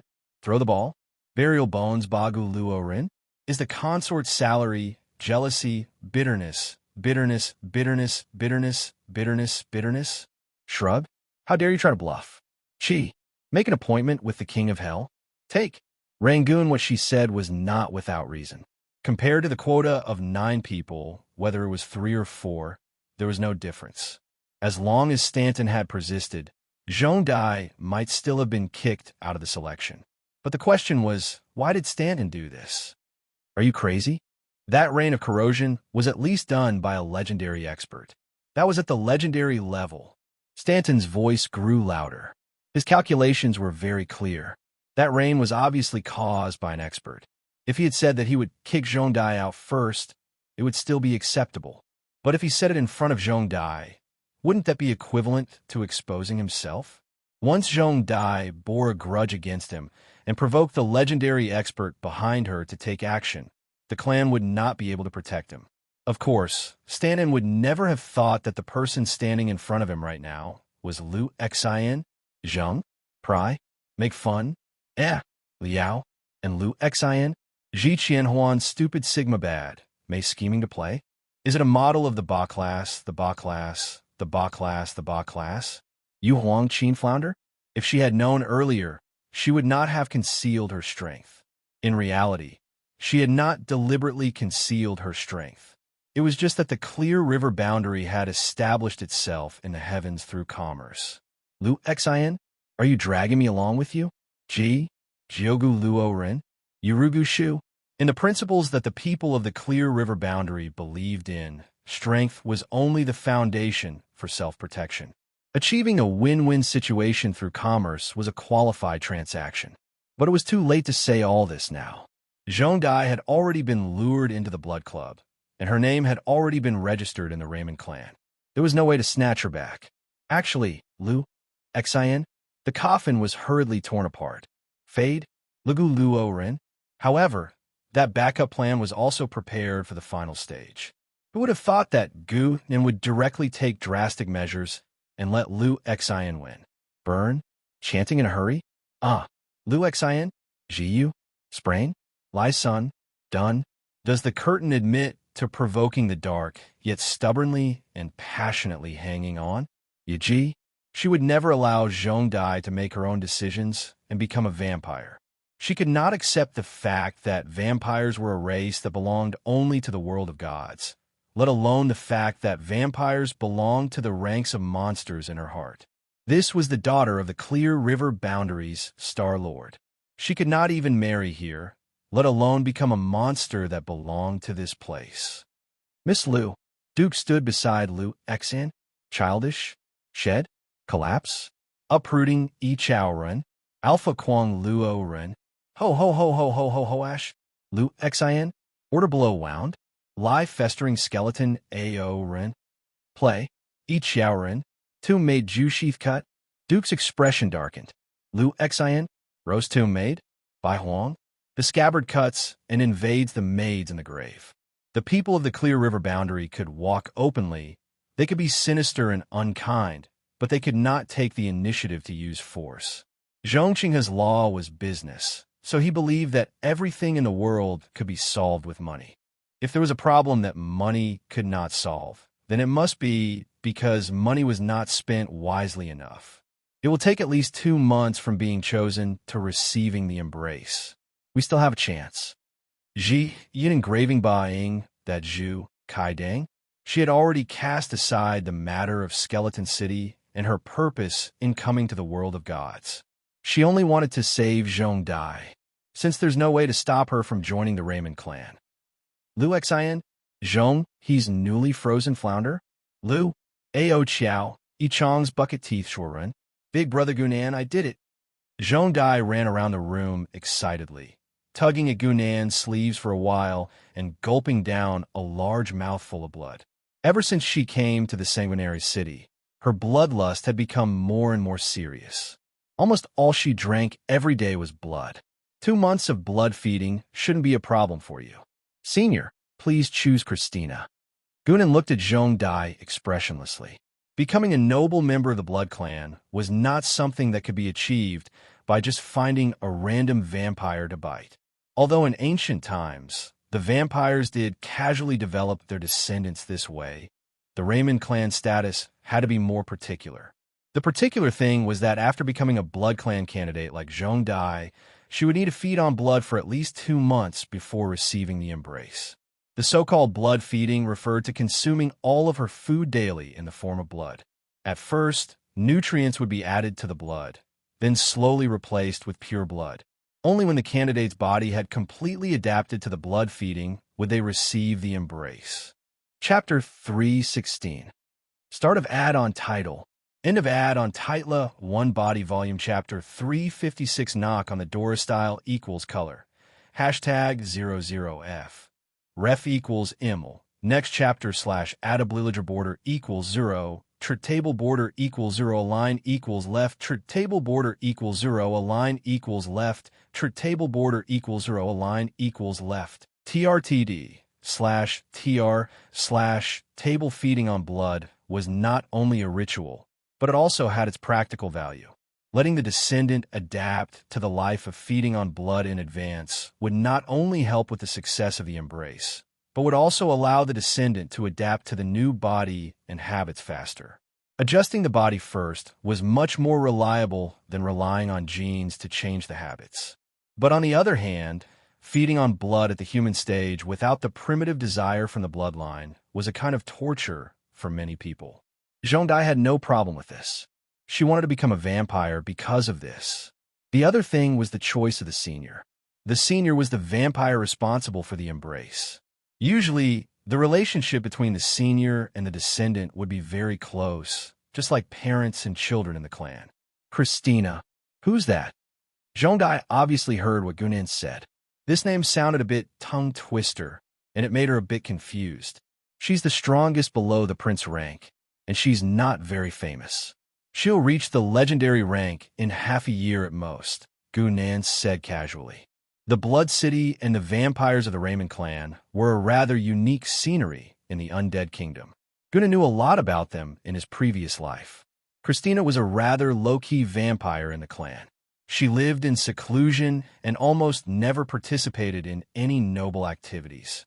She devoted herself to combat and cultivation. If players did not trigger Shauna, she was the most suitable pawn to control the Blood City on the surface. Understand. Zhongdai nodded heavily. Shauna had been successfully sent away, and Zhongdai had also been properly settled. Gunan finally had time to take that item. The remains of a god were sealed in the holy tomb of the undead, but only special tools could awaken him. There was more than one such item, but considering the difficulty of obtaining it, Gunan's target was easy to lock onto. Kane's left hand. It's not easy to take this hand out. I have to feed it with blood. Gunan recalled how to obtain Kane's left hand. Kane's left hand? Swollen? Don't think of plotting against the Osprey. School? To be jealous of others. Yes, Kane is the ancestor of the Blood Kindred. According to the ancient legends, all the Blood Kindred are his descendants. Duke was obviously more familiar with the kingdom of the dead. Lu Xian? Reproductive chat? Waving the sword? Bri Gai Kong? Song Mi, pin shovel, shave cow. Hui Hui. To know the tailoring of armor. She had already made up her mind to buy the entire Raymond clan and drive Zhongdai out. Lu Xian? Choke Mei Mu Jiao Xiang Ma Fei. Beautiful dress? Snatched with Sha's tomb? Chaotic eunuchs are like birds of a feather. Ash. Is the strings swaying in the wind? Drinking and playing? Radon Scorpion Badger, Threshold, Killing, Cylinder Money represented external resources. As long as this resource was used well, it could fully influence the internal politics of the group. She had been trying to contact the candidates, but she didn't expect things to change at this critical juncture. The original election process was canceled. Whoever found Kane's left hand would be the next leader. Where did they get the information? Why are they so sure? Lu Xian asked. Suffocating argon brilliance? Zhua Sha offered the Chunmei Gray Monster? Swallowing Mountain? Chonggong, did no one doubt the authenticity of the news? I heard that the clues to the primogeniture have always been in Redmond and were only unraveled a few days ago. Duke replied unnaturally. Lu Xian? Zhong Naoxia, Flounder Phoenix, Kenhuan, Mei Naoxia School Skeleton Fence Pry? And Mo Jun, yes, eldest Mississippi. In recent days, the entire Raymond clan has been in a state of excitement. This year, the Blood Club had only brought in 4 descendants. This was a very troublesome thing. It meant that they had to find other ways to develop their descendants. But who would have thought that among these 4 descendants, one of them would actually bring them such a huge surprise.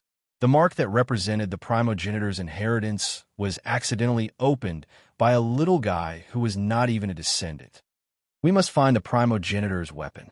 Whoever finds it will be the next leader. This was the consensus reached within the Raymond clan. Of course, the vampires would not call their ancestor by name, and Cain's left hand has always been considered a staff among the vampires. But on the second day, the vampires' mood was not very good. The Blood Club, the Round Table Conference, was in progress. Who the hell is it? The current leader, Ms. Mara, slammed the table and said with a frosty face. Around the round table, there were 6 other powerful vampires. These 7 people were the real top leaders of the Raymond clan. Each of them was a legendary level powerhouse. After the mark was opened, the 7 of us checked it together. Even that little guy named Zhong Dai didn't see the content. Who else can it be? Ms. Mara's angry roar echoed in the small room. There was no way she wouldn't be angry. The primogenitor's weapon was supposed to be a top secret, but on the second day, everyone knew about it. Right now, the entire Blood City was talking about the appearance of a vampire's divine weapon. Whoever could obtain this divine weapon would quickly become a legend and even have the hope of igniting the divine fire. Only Mara and the others knew that the primogenitor's weapon could only be called a divine weapon in the hands of vampires. Outsiders couldn't use it. "Calm down, Ms. Mara," a handsome middle-aged man said. "You know we have no reason to do this." Leaking the information about the primogenitor's weapon would not benefit anyone here. The primogenitor's weapon would bring benefits to the entire Raymond clan. This was also the reason why it was linked to the leader's position. Mara coldly glared at him, still angry. "It better be like this." This lady clearly didn't trust her own people enough. "Okay, everyone." The middle-aged man spoke again. "Now is not the time to pursue responsibility. We must get the primogenitor's weapon before anyone else." Outside the Clear River Pavilion, Duke was giving orders to a few subordinates when a familiar figure appeared at the door. Duke looked at Gu Nan in shock and blurted out, "You dare to appear here?" Gu Nan looked at him strangely and then looked at himself. "Why wouldn't I dare?" His tone was too awkward. He was clearly the one who had abducted the young miss of the Clear River realm, but he had an expression that said, "What grudge do we have against each other?" Dooku was in a dilemma. He did not know how strong the person in front of him was, but if he was able to casually throw Nookin away, he would not be weak. He was most likely a Breakworld elite. However, Dooku was not afraid of the other party. He had the entire Clear River boundary behind him. If it wasn't for the damn rules, a mysterious look flashed in Duke's eyes. If the other party attacked first, there was no rule in the Clear River domain that one could not fight back. Duke asked cautiously, "What are you doing here? Liu Xian? Nephew is willing?" The clock has begun to rise and fall. Wild. Fanmujing? First creation? Copy. Tired 4-prawn amaranth Dooku was shocked. He did not understand Gu Nan's attitude. Did this person know he had offended the Clear River realm and wanted to make up for it? But Dooku did not want to let him go. He was thinking of a way to anger Gu Nan. Anger him so that he could not help but attack. Thinking of this, Dooku laughed coldly and said, "Do you think you can see Miss Liu just because you want to? If you want to see Miss Liu, go knock on the door yourself." Because of Liu Xian, swollen and hard to deal with? Lick the brain? Ulcerative carbuncle rash, lick the carbuncle? Lick the carbuncle? When they heard Dooku's words, they cooperated and grinned. However, as soon as Dooku finished speaking, Gu Nan nodded. Then he grabbed Dooku with one hand and tossed him toward the Clear River Pavilion behind him. Under the terrifying force, Duke turned into a black streak and slammed into the door of the pavilion heavily. He actually directly collapsed the first floor of the Clear River Pavilion. A white light shot into the sky.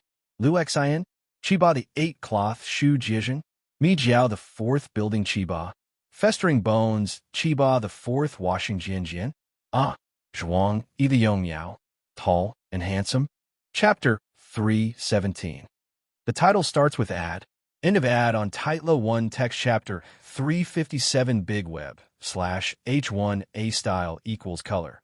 hashtag 00F. Ref equals iml. Next chapter slash adablilager border equals 0 chart table border equals 0 align equals left chart table border equals 0 align equals left chart table border equals 0 align equals left trtd slash tr slash table. With such a great disturbance outside the Clear River Pavilion, it immediately attracted the attention of many people. Gunan could even sense that several auras were immediately projected over, as if they were about to launch an attack at any time. But of course, Gunan would not take it to heart. What a joke. Now that his real body had descended, if Zhong Qinghe came in person, he might give him face and be on his guard. But these stage 4 kids were not worthy of his attention.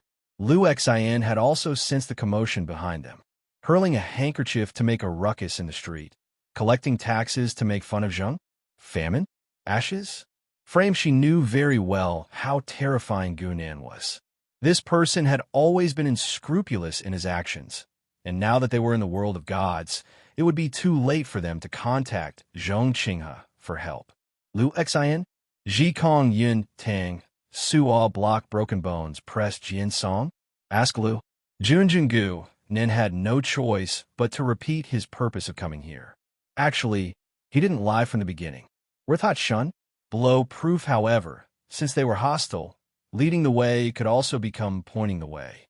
A moment later, Dooku, who was badly battered and had several broken ribs, said with a bitter face, "Miss Liu, that Gunan, don't think about revenge.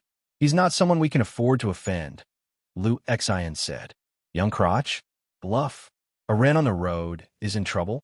Guanha Shuandi Nilong Liu Xian was one of the representatives of the Clear River realm.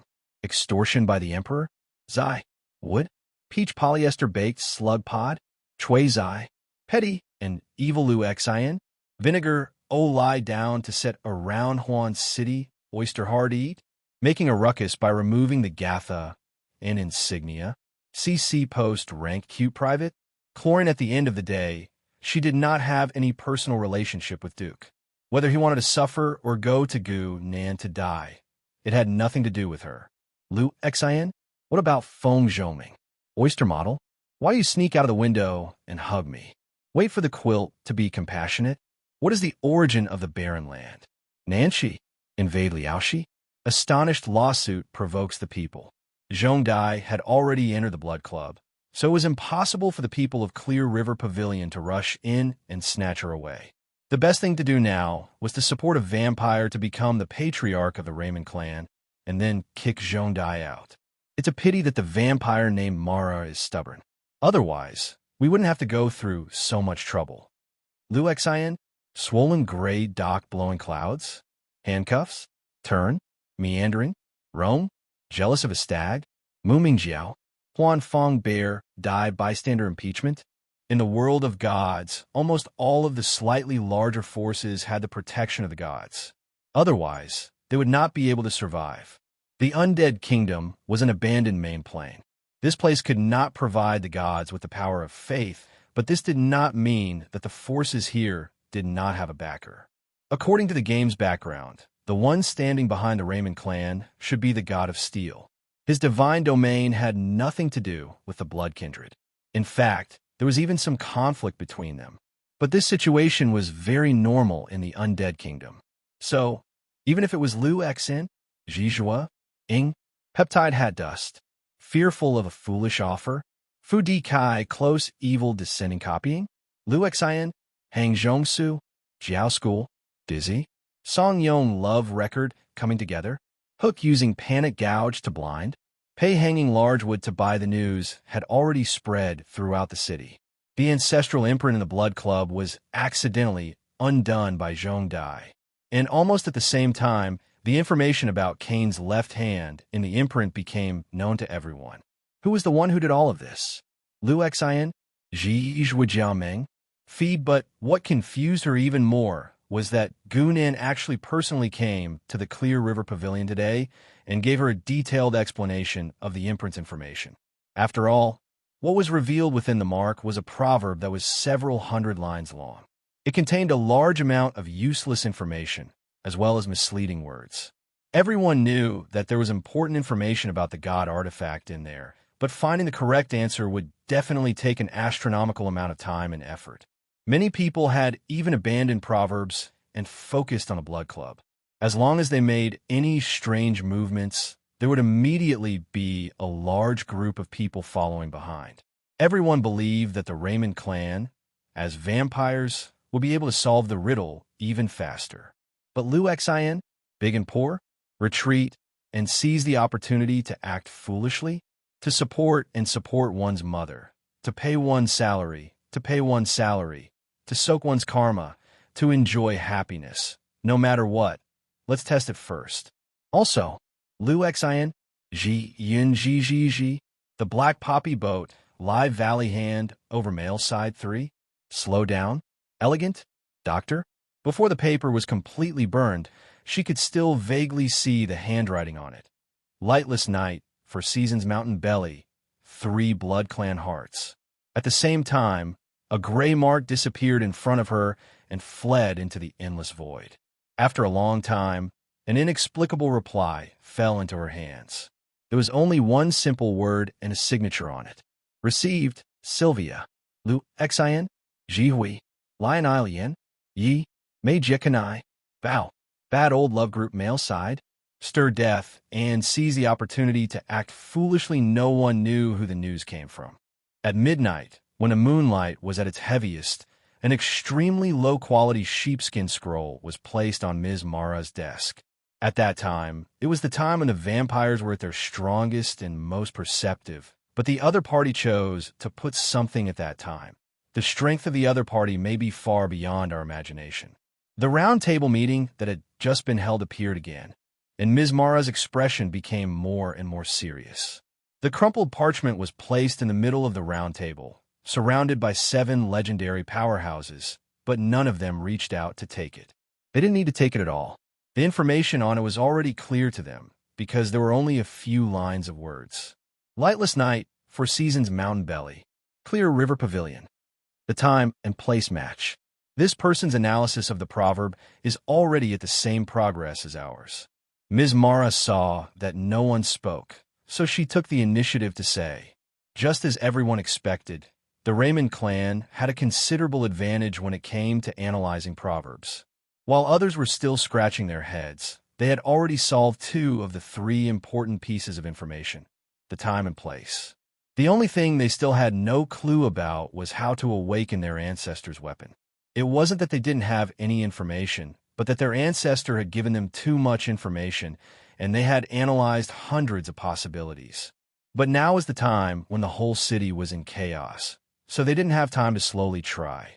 The group of vampire princes felt as if a big net was slowly covering them, blocking every path they could take, and then they could only take the remaining path. And this path was this piece of parchment that was placed here. Even if it's a trap, we can only jump in. It seems that the problem lies in this Clear River Pavilion. The middle-aged man named Harrison said with a blank expression, Clear River Pavilion? Does this mean that this Chamber of Commerce has the last clue, or something that we need to awaken? Chapter 3:18. AD on the title begins. AD on the title, Inch 1 Body Volume Chapter 358, The Shadow Goddess, and the Order of Celestialsa Style equals color. Hashtag 00F. Ref equals Imel. Next chapter / add a Bleelager border equals 0. Trig table border equals 0. Align equals left. Trig table border equals 0. Align equals left. Trig table border equals 0. Align equals left. TRTD /TR /table goo. Nen sat in a dark room, his fingers tapping rhythmically on the table. There was no light in the room, not even the moonlight could shine in. Everything seemed to be shrouded in shadows, the deepest darkness in the world. Of course, this was not Gu Nan releasing his power and pretending to be profound. He was not that bored. In reality, this shadow did not come from him at all. You don't seem to be afraid of me. A light and somewhat mischievous female voice rang faintly in Gu Nan's ears, as if it was transmitted directly into his heart. Accompanying her voice, the shadows around him grew thicker and thicker, almost drowning Gu Nan entirely. It was only when Gunan's entire body was about to be wrapped up that he suddenly stood up and took a step into the shadows in front of him, his right hand reaching out to grab something in front of him. It's not a good habit to come out and stroll, Sylvia. Gunan's voice wandered in the shadows, reaching every corner of the shadows, but not a single bit of it surged out. This change had come too suddenly, so much so that the Sylvia that Gunan had spoken of was caught unprepared, and was caught directly by Gunan. The surrounding shadows quickly faded, and Gunan's figure reappeared. In his right hand, there was a young girl in a black dress being lifted like a little chick. Gunan looked at her calmly. He had not expected that his plan to take away Kane's left hand would accidentally lure out this. Not exactly a big fish. The shadow goddess, Sylvia. That's right. The one in front of him was the goddess of shadows who shared the same power as Gunan. Her divine domain was none other than the goddess of shadows who controlled shadows. Sylvia's personal strength was not strong, and she might not even have reached level 7. Her divine power was definitely worthy of the word weak. But at the same time, she was also a big fish because she had a good brother, the undisputed strongest person in the entire divine world, the Lord of Light and Justice. The brother and sister were both gods, and the saying that light and shadow came from the same source was also started by them. Your power. When Gunan made his move, Sylvia could not help but sense the power of his laws, so she was pleasantly surprised. Sylvia didn't panic after being captured by Gunan. With her divine occupation of shadow, she wouldn't be killed that easily. In the tens of thousands of years, this was the first time she had encountered a god who also controlled the shadows. Only a god had the ability to capture her. Someone from the light god system dares to come to the undead nation? You are very bold. Gunan smiled non-committally and tossed her aside. He did not care whether Sylvia would escape or not. A mere level 6 god was only worth a few hundred sin points at most, and Gunan was not interested in her. Moreover, offending the Lord of Light and Justice was not worth it. What Gunan was really concerned about was why Sylvia was here. According to his memory, this goddess of shadows shouldn't have any connection with the undead nation. Although it was an abandoned main plane, the natural characteristics of the undead made it more suitable for the development of the dark god system. I was only asked by someone. Sylvia did not seem afraid at all. She even used the shadows to conjure a chair and sat on it calmly.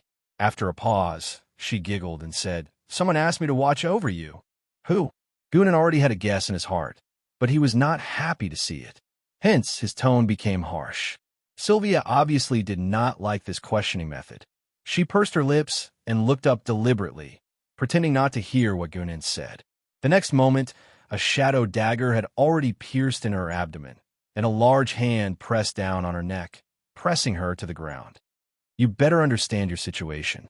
Gunan's cold voice sounded, and he stared at her coldly. Others might be afraid of Austin, but I am not.